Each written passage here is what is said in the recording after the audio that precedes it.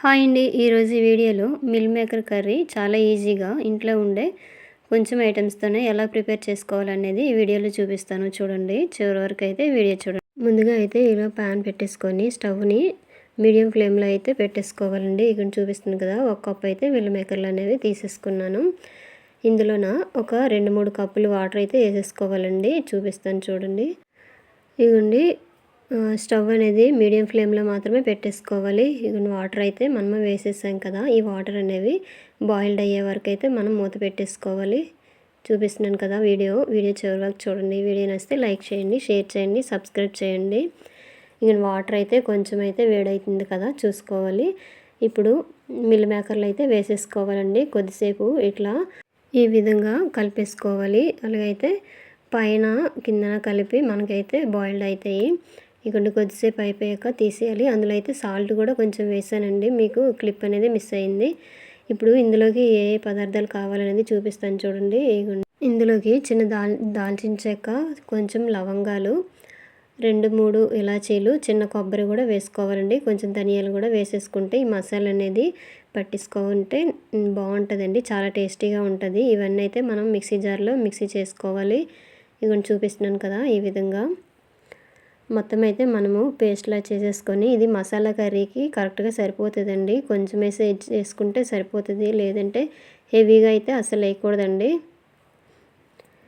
ఇప్పుడు మిక్సీ అనేది పట్టేసుకోవాలి. అయితే ఇందులోన చిన్న అల్లము వెల్లుల్లి కూడా వేసేసుకోవాలండి. మొత్తం కలిపి పేస్ట్ చేసుకోవాలి. ఇవన్నీ మొత్తం అయితే మనకి బాయిల్డ్ అయిపోయింది కదా, చెప్పాను కదా ఇందాక, కొంచెం అనేది సాల్ట్ కూడా వేసేసాను. ఇలా కలిపేసుకుంటే టేస్టీగా ఉంటుందండి, ఇవి కొంచెం చప్పదనం లేకుండా. ఇప్పుడు పక్కన ఉంచేసుకొని ఒక గిన్నె తీసేసుకొని ఇప్పుడు వాటిని ఇలాగా వడకట్టుకోవాలండి. ఇక చూపిస్తున్నాను కదా, ఈ విధంగా వడకట్టేస్తే మనకి ఇందులో ఉన్న వాటర్ అంతా పోయి ఈ మిల్ మేకర్లో ఉండే వాటర్లో అయితే మనము వడకట్టేసుకోవాలండి. ఈ విధంగా దీని మీద మనము చిన్న గరిటెతోటైనా ఇలాగ రఫ్ అయితే చేసుకోవాలి. కొంచెం చల్లనీళ్ళు వేసేసుకుంటే కొంచెం గట్టిగా ఉంటాయండి, లేదంటే మెత్తగా అయిపోతాయి వెంటనే. ఇవ్వండి, ఇలాగా కొంచెము ఇలాగా చేసిస్తే వాటర్ అనేవి ఏవైనా మిల్ మేకర్లో ఉండిపోతే ఇవన్నీ అయితే వాటర్ అయితే పోతుంది. ఇంకా మొత్తం అయితే ఇలాగ ప్లేట్లో తీసేసుకోవాలి.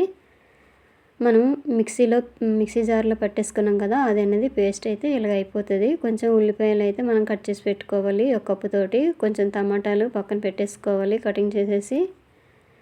ఇప్పుడు కడాయి తీసేసుకొని మీడియం ఫ్లేమ్లోన స్టవ్ పెట్టేసుకొని కొంచెం ఆయిల్ వేసుకోవాలండి.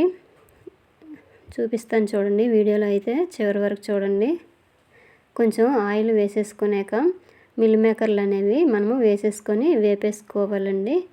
ఇదిగోండి, కొంచెం అయితే ఆయిల్ వేసేసుకున్నాం కదా, ఇందులోన మిల్ మేకర్స్ వేసేసుకొని మొత్తం ఇందులో వాటర్ అంతా ఇంకిపోయే వరకు మనమైతే ఇలా కలిపేసుకోవాలి. ఇవి బ్రౌన్ కలర్ వచ్చే వరకు అయితే మనం వేయించుకోవాలండి. చూపిస్తున్నాను కదా, ఈ విధంగా వాటర్ ఇవ్వండి, ఇందులో ఉన్న వాటర్ వల్ల అలాగా వచ్చేసి ఇంకిపోతుంది.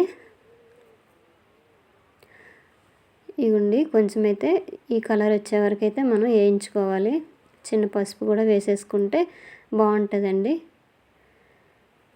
ఇలాగ వేయించుకొని ప్లేట్లో తీసేసాక ఇప్పుడు మరలా కళాయి పెట్టేసుకొని కొంచెం ఆయిల్ అయితే వేసేసుకోవాలి. ఒక 2-3 టేబుల్ స్పూన్లు ఆయిల్ వేసేసుకొని ఇప్పుడు మసాలాలు అనేవి ఇందులో వేయించుకోవాలి. ఉల్లిపాయలు ముందుగా అయితే వేసేసుకోవాలి. ఇవ్వండి, ఈ ఉల్లిపాయలు బాగా మగ్గే వరకు అయితే వేయించుకోవాలి. ఇలాగ మూత పెట్టేసుకుంటే మనకి ఉల్లిపాయలు అనేవి మగ్గిపోతూ ఉంటాయి.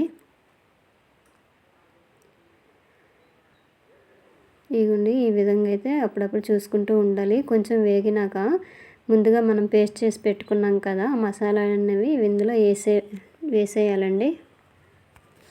ఇప్పుడు ఇలాగ మూత పెట్టేసుకొని మనం అప్పుడప్పుడు చూస్తూ కలుపుతూ ఉండాలండి. కొంచెము ఇవ్వండి, పసుపు అనేది వేసేసుకున్నాం కదా, మొత్తం అయితే ఈ విధంగా అయితే బాగా మనం కలిపేసుకోవాలండి. కొంచెం దగ్గరగా మగ్గాలండి, అలాగైతే పచ్చిదనం పోయి టేస్ట్ అనేది వస్తుంది. మనం పచ్చి కొబ్బరి అన్నీ వేసాం కదా, అందువలన కారం అనేది మనకి ఎంత సరిపోతుందో అంత వేసేసుకోవాలి.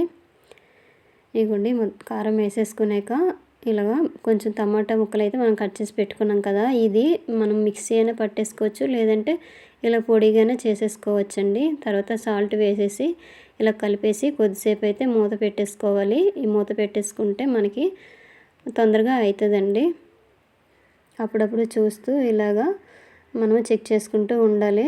ఇప్పుడు కొంచెం అయితే వాటర్ వేసుకోవాలి. ఈ వాటర్ వేసుకున్నాక కొంచెం మరిగినప్పుడు మనము మిల్ మేకర్లు అనేవి యాడ్ చేసేసుకోవాలి.